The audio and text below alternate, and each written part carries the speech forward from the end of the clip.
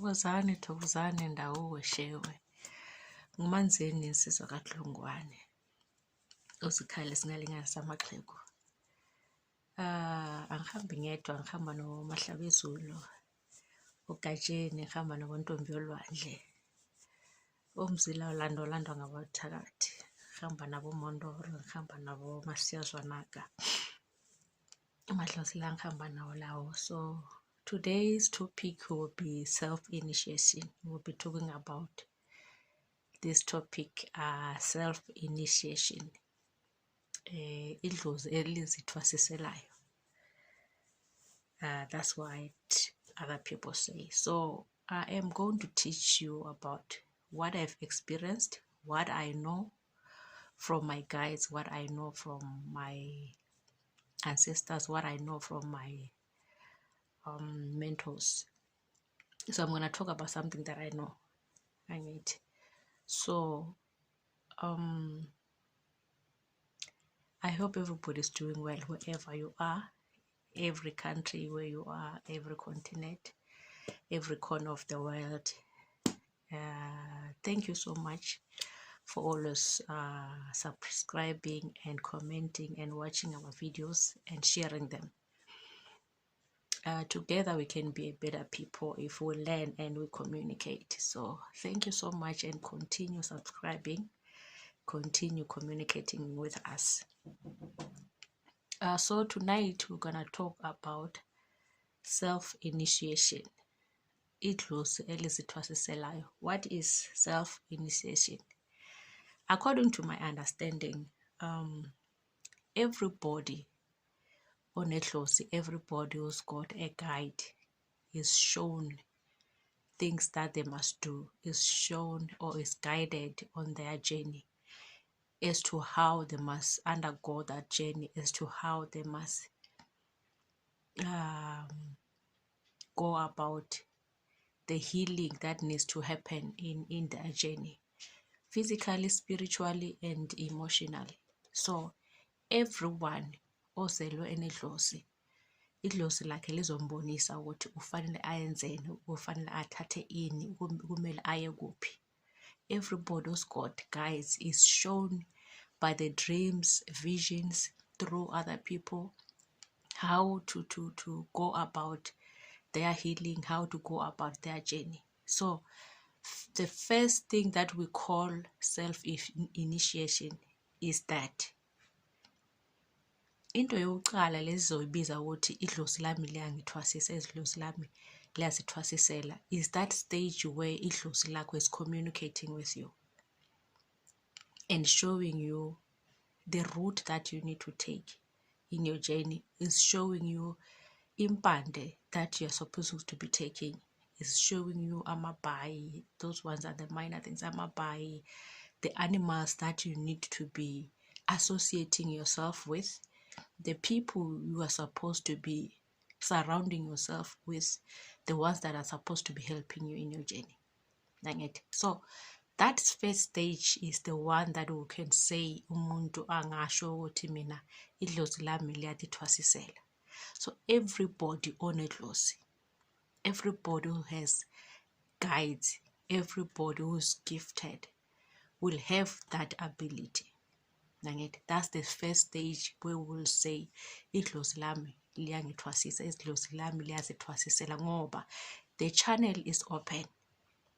There's a communication between you and lelo dlozi. There is messages that are coming as to how you need to be treated, how you need to be assisted when it comes to your journey. So the second, idlozi liyazithwasisela, the second, my guides are processing their journey by themselves, is when ungumntwana ongenayo ingulo. You are somebody who is not sick, somebody who's not bothered by this idlozi. Izinto zakho zisihambela kahle. You don't have an edge, you don't have a reason to say, you know what, I need to go out in here or I need to go out in here emsinikazi bani for help. That's the second person. That person yakhulu uthola ukuthi ekhaya bakhona abantu abamsizayo lo muntu lo. and akunalapho ukugula khona. Noma egula uzothola ukuthi the people who are supposed to be helping basesekhona ekhaya, bayamsiza lo muntu lo, angithi. And lo muntu loyo uyaphupha, bayamkhombisa izinto. That's self-initiation, angithi. So lo muntu lo ongaguliyo, lo muntu into zakhe zimhambela kahle, kodwa uyaphupha, uboniswa lokhu nalokhu nalokhu, and then at home there are people who can help this person with these dreams. Ngumuntu ongahambiyo lo ayongena entwasweni somewhere else, intwaso yakhe ilapha ekhaya, angithi. And there's mentors lapho ekhaya who is helping this person. Self-initiation number 2 leyo, angithi. So lo muntu uyaphupha, uyafana nalo number 1. Lo muntu uyaphupha, ekhaya bakhona abamncedayo to interpret and help, and then some of the things yena, he or she understands them himself or herself. Bese self-initiation number 3, uzalwe nalo idlozi, you have a gift, you've got guys, you are dreaming, but uyagula.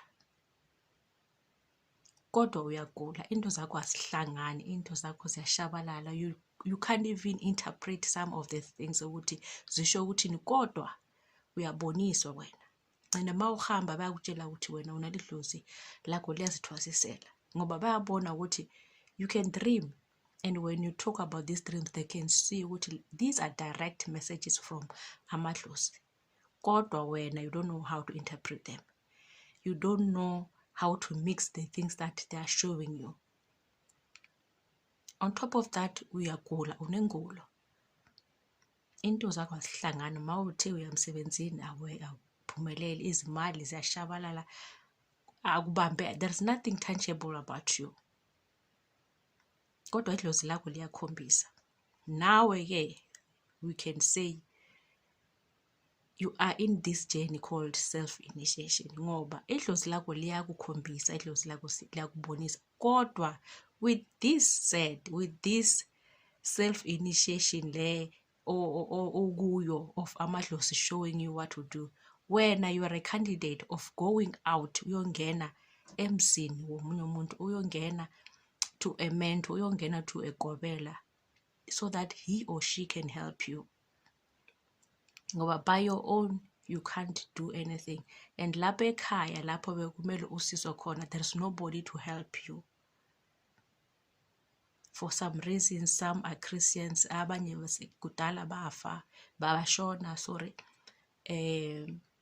or some of the people who are left know nothing about ubungoma, but they wish to help you, but they know nothing. So idlozi lizokugulisa ke wena ukuthi uzophume uyodibana nabantu laba zokusiza, angithi. Are you dreaming? Yes. Are they showing you what to do? Yes. Uhambile wayecela inhlolo bakutshela ukuthi wena idlozi lakho lakuthwasisa, but do you understand what that it means? Do you understand your dreams? Do you know how to interpret your dreams? Do you know how to combine whatever they are showing you? No, you don't. So kumele wenzeni? Uyaphakama ke, uyasukuma, uyahamba, you find a mentor to help you. So uma ungena ephehlweni, that doesn't mean ukuthi idlozi alizithwasisele. Liyazithwasisela because idlozi liyakukhomba ukuthi thina abantwana balapha ekhaya badla lokho. Abantwana balapha ekhaya impande bayidlayile, ngoba angithi there's impande lesidlayo ekhaya. Kunemithi le ekwazi ukuthi abantwana bakaHlungwane uze babe kahle, bakhule kahle, badla le impande le. And then kube nempande yase kuthwaseni yase ephehlweni, angithi yokwelapha idlozi. That one also is different. So mawufika lapha ugobela most of the time will depend on you, wena okhombiswa izinto, wena idlozi elikuthwasisako, ukuthi usho ukuthi hayi phela gobela mina ngiphuphe lokho, gobela bengicela lokho ngoba ngiboniswa lokho, gobela bengicela ukuthi masiphahla ni-add lokho nalokho sikusebenzisa ekhaya. But if you don't say these things, then ugobela will use his or her own method that she's taught empandeni lapho ephuma khona, or what she's taught about amadlozi akibo. So it is important ukuthi uma ungena nawo ukwazi ukuthi ekhaya imvelaphi yethu yile, izinto ezizenzayo for amadlozi asekhaya yilezi. That's self-initiation. Angithi? So nithe kunomuntu idlozi lakhe lomthwasisayo who is not a candidate yokuthi aphume aye ephehlweni emzini womunye umuntu, and then there is this somebody idlozi lakhe liyamthwasisa ngoba uyaphupha uyakhombiswa yonke into, kodwa this one is a candidate of going out ayokuthola usizo somewhere else because lapha ekhaya there's nobody to do that for them. So self-initiation is when you connect with amathongo wakini, when you connect with amadlozi akini, and they're giving you instructions on what to do, where to do, and how to do them. Angithi? So for those who are supposed to walk and go, take a journey and go, it doesn't mean ukuthi wena elakudlozi alikuthwasisi, liyakuthwasisa. It's just that leli gama lokuthwasisa lalo is like it's wrong because in a way, because intwaso is the end part of your healing. Angithi? Masithi udla intwaso uyaparola in that's the end part of your healing. That's why we call it intwaso. But otherwise, I wish we had another word to describe this, but anyway, that's what we use and that's what we know. So I wanted you to understand what is self-initiation is for everybody on a close who can connect. And then there are those who are supposed to go in entwasweni yasendumbeni ya gogo sibanibani outside the comfort of their own homes, and there are those who are not supposed to go. Angithi? So uma you don't have this connection namathongo, direct communication namadlozi, bese uthi wena uhlala ekhaya ngoba idlozi lakho liyazithwasisela, kodwa you don't have this direct communication, you don't have the understanding of what amadlozi needs, the understanding of what amathongo needs, then you are lost umntwana sekhaya. There's no self-initiation where you can't even interpret your own dreams. There is no self-initiation where you can't even interpret a single dream about Amabai, a single dream about the animals that you are shown in your dreams. What does it mean when you dream of a tree or a herb? How do you interpret that? What does it mean to you? So this communication must be open enough, this communication must be direct enough, this communication must be understandable to yourself before you can go out and say mina idlozi lami liyazithwasisela. The moment you call me and say mina elami idlozi liyazithwasisela bathe ngingayi ephehlweni kodwa ekhaya there's nobody who's helping you, kodwa yourself you don't understand your own dreams, then that's a problem. Then that's a problem. You can't tell me ukuthi idlozi lami litheni liyasithwasisela, I dreamed ngisemfuleni ngigqoke ihiyeli limhlophe mase siceda lapho idlozi lasicedile. You can't even interpret that dream ukuthi lisho ukuthini. Kodwa you are saying idlozi lami is liyasithwasisela. So yes, idlozi lakho liyakuthwasisa, kodwa that doesn't mean ukuthi you don't need help. That doesn't mean that you don't need a mentor. Nalaba bengayi ephehlweni abakhona lapha ekhaya abathwasiswa ekhaya, they do dream and they need help from the family members to execute some of the things that need to be executed. So nawe ke ungena bantu lapha ekhaya, as you are dreaming, as you are seeing visions, if there are things that you don't understand, things that you can't interpret, that's a sign that you need a mentor. You will need ukobela. Sonke amadlozi ayasithwasisa. Singenile ephehlweni asingenanga. Ayasithwasisa because why? Siyaphupha. Siyabona izinto singalalanga. Visions. So don't misunderstand this title bese wena uzinika isitulo esikhulu, nginedlozi elikhulu, ngingumakhosi, angiguqi phansi. Hey, yazi, I hear a lot of stories. Nayo le yamakhosi le. It's another issue. Le yamakhosi na is another issue le eyenza ukuthi abantu mase bahlolwa batshela ukuthi uhamba nedlozi lomndawo elinamakhosi. Umuntu asikhukhumeze yazi nahlala esitulweni esikhulu athi yena akaguqi phansi, yena uhamba namakhosi, yena idlozi lakhe likhulu, unonzunze enkulu. Emadoda unayo inzunze enkulu, yes, idlozi lakho lihamba nobukhosi, yes, but you need help. If you can't interpret that, you need help. You understand? So ubukhosi bedlozi bufika kanjani kodwa? Asicale lapho. As I said, idlozi ngumoya ofikayo lapha in different tribes, in different people, and then malifikile lelo dlozi ku that tribe, it doesn't change a tribe, it merges with that tribe.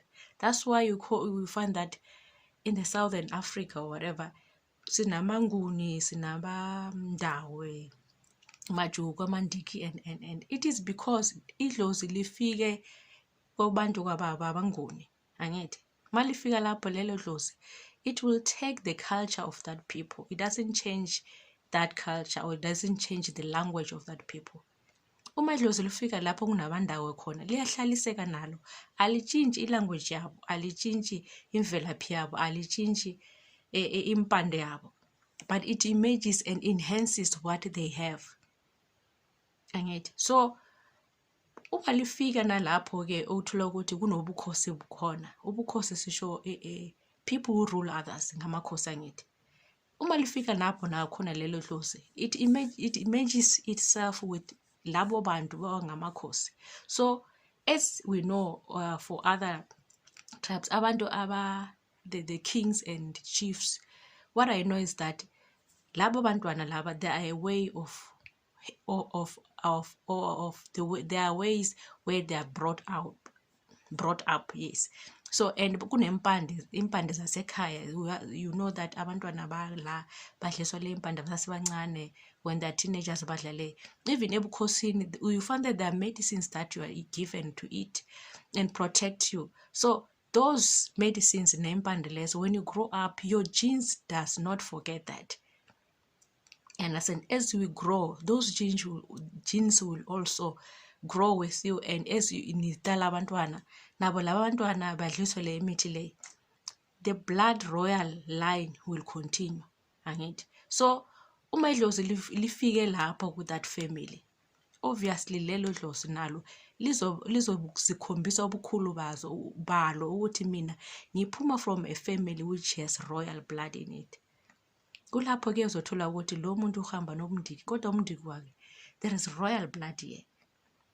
Umuntu obelapha ebukhosini owakhula still under ebukhosini, wadla izimpande zalapha ebukhosini nemithi to protect them, and it shows ukuthi lo muntu lo, the lineage or the bloodline inobukhosi lapha phakathi. You understand? That's where ubukhosi comes in with idlozi. Ubukhosi, it is physical. So when we have that, don't say uthi manje wena you are untouchable, wena there's nothing nobody can tell you, there's nothing that you can take or learn from other people. You still need to learn, you still have to guqa phansi and learn. If it means kumele uguqe lapha ekhaya, yebo uzoguqa lapha ekhaya. If it means wena idlozi lakho lithi awuphumi uye ngaphandle ngoba lapha ekhaya kulapho usukufundisa khona, that's where you're gonna be, bakufundise khona. So abanye uma bathi bona idlozi laba liguqe ngelamakhosi, it means they're not supposed to go ephehlweni. It means eyabo ingulo izophelela lapha ekhaya, bazolaphiwa lapha ekhaya. Ngoba once you go ephehlweni, uma bathi thina asiguqe,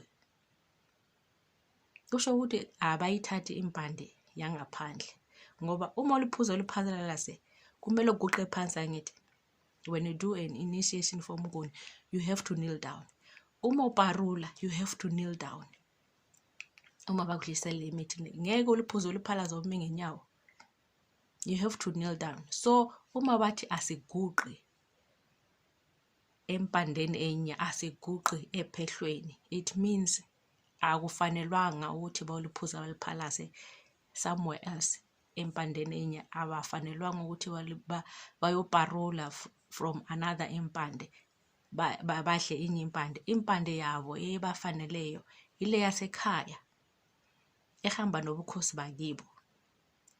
Angithi so another one nawe uyafika uthi mina bathe nginomndawo kuna amadlozi mayahamba nobukhosi kodwa there's nobody in my family now who is royal. There's nobody who's staying in the royal houses. Ubukhosi lobu buvela kuphi ngoba when I was born there was no such. Only to find that angithi amakhosi nobukhosi, some of them they take over through impi. If there is a war and then they fight you and then you lose, you are dethroned. Whoever won't take the space athathe that country or that part of the race bese kuba yena inkosi. Kodwa the one was defeated uyaphuma ngithi. So but that does not rub off the blood that you have, of the royal blood that you have, even if you were dethroned. Imithi leyo enayidla, impande lezo enazidla, or your ancestors ate them, they will still scream in your blood. They will still show in your blood ukuthi lo umntwana osebukhosini noma wena ungayazi lento leyo. That's why I said you must know imvelaphi yakini, you must know your bloodline, you must know izibongo zakini ukuthi uvelaphi before you can adopt or before you can agree, before you can say yes nginedlozi lomundawo. Find out first ukuthi ngingubani. Find out about your family tree. That's where you will pick up with, okay, ngasekhaya kunamandiki, ngasekhaya kunamandawo, ngasekhaya there's a Himba tribe. Okay, this Himba tribe, where did they come from? Were they kings before? Were they rulers before? So going forward, when uzalagi tuti gogo ngifuna ukuhlola, and then we tell you have royal blood, idlozi lakho lihamba nobukhosi, you will say, oh, okay, yes, it's true. My ancestors come from the Himba tribe and they were chiefs or they were kings or whatever the issue.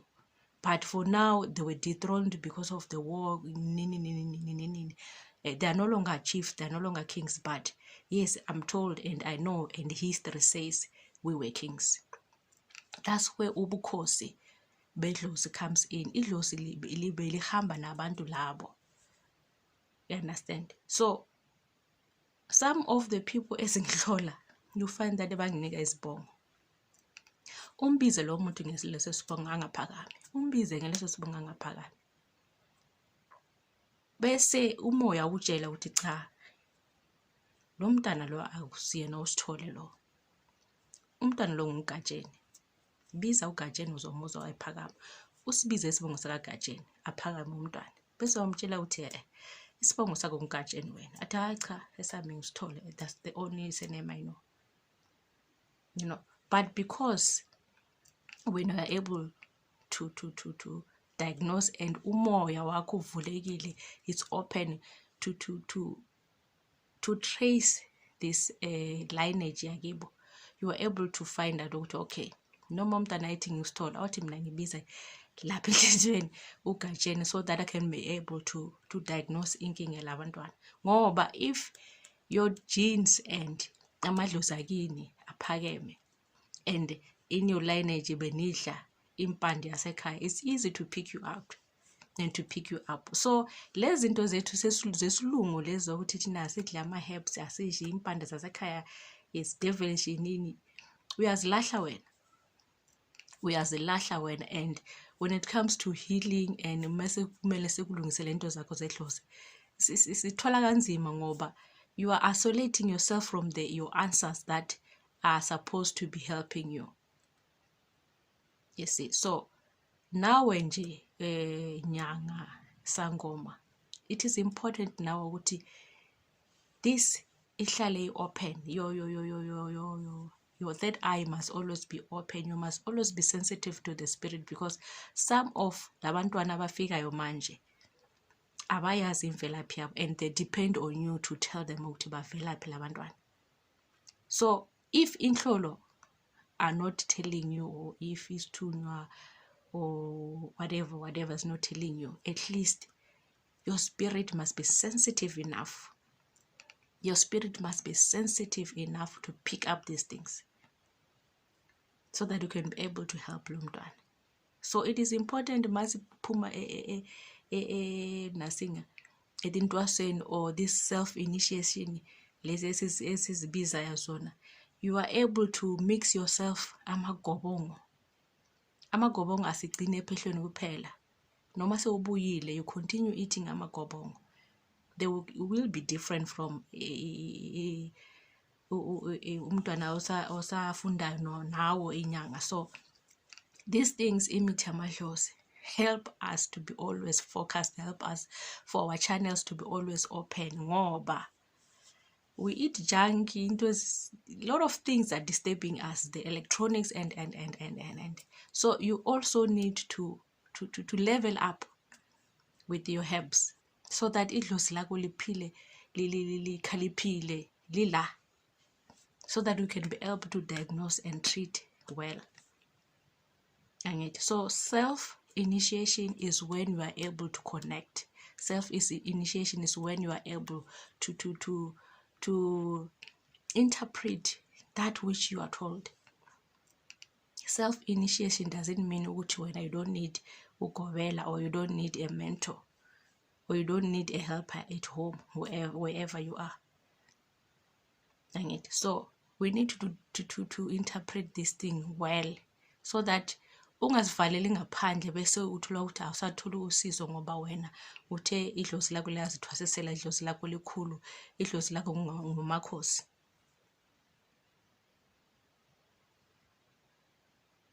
So we must not sing a song with wrong lyrics. Sifundisa ukuthi uwazi ingoma nama lyrics ayo, uyicule kahle le ngoma. Understand well what is self-initiation, what does it entail. Uma ungathi idlozi lami liyazithwasisela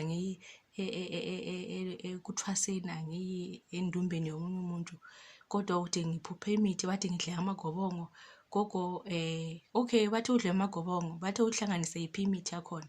Hayi, angiyazi le mithi, bengithi kumbe wena ungangisiza ngayo le mithi, kodwa uthi wena you don't need a mentor, idlozi lakho liyazithwasisela. Do you see where into le ingahlanganiko kahle khona?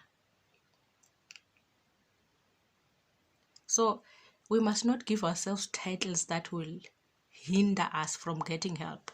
We must not give ourselves titles that doesn't match with what we are saying. Self-initiation is when you connect with amathongo, with amadlozi, and you are able to interpret thereof. That's self-initiation. The difference would be, do you need to go out and get help? Or you don't need to go out and get help? Can you interpret everything that you are told? Can you interpret everything that you are shown? Can you diagnose by yourself? Can you treat yourself through what you are shown and through what you are told?